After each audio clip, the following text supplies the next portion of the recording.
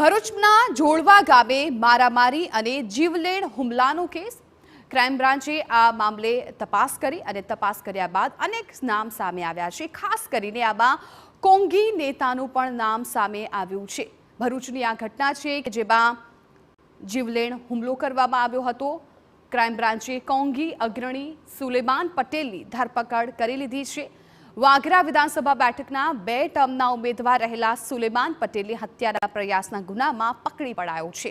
પોલીસે આ કેસમાં 5 આરોપીઓની ધરપકડ કરી વધુ તપાસ હાથ ધરી છે।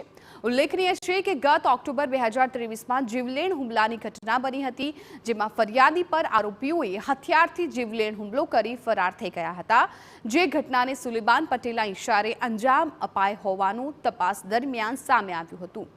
આ ગુનામાં સુલેમાન પટેલ વોન્ટેડ હતો, જેને પકડવા ક્રાઇમ બ્રાન્ચને સૂચના આપી દેવામાં આવી હતી। જોકે સુલેમાને આગોતરા જામીન માટે હાઈકોર્ટના દ્વાર ખખડાવ્યા હતા, પણ સફળતા મળી ન હતી। ત્યારે નાસ્તા ફરતા વોન્ટેડ આરોપીને વડોદરાની હોટેલમાંથી ઝડપી પાડી વધુ કાર્યવાહી હાથ ધરી છે।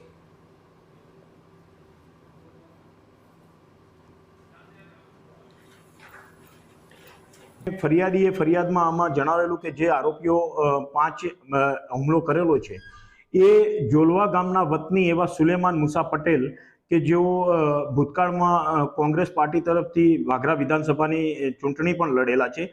એમના ઘરે આ કાવતરું ગળવામાં આવેલું હતું અને એમના કહેવાથી આ હુમલો કરવામાં આવેલો છે એવી હકીકત ફરિયાદીએ સૌપ્રથમ ફરિયાદ હકીકતમાં જણાવેલી, તો એ મુજબનો ગુનો નોંધી આગળની તપાસ હાથ ધરવામાં આવેલી।